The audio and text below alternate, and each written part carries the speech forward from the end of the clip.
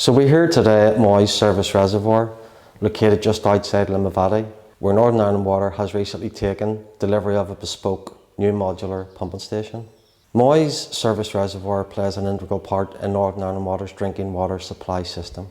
serving customers across Derry City and other parts of the northwest, with water from Ballinreese Water Treatment Works just outside Coleraine. In the first design of its kind for Northern Ireland Water, this modular pumping station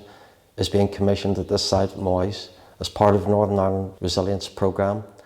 and will play a pivotal role in ensuring that customer supply needs are met in emergency situations. This new pumping station, along with a second pumping station located at Ballinreese, can be moved to other NI water sites as and when it's required to ensure the long-term security of drinking water to customers right across the north and northwest.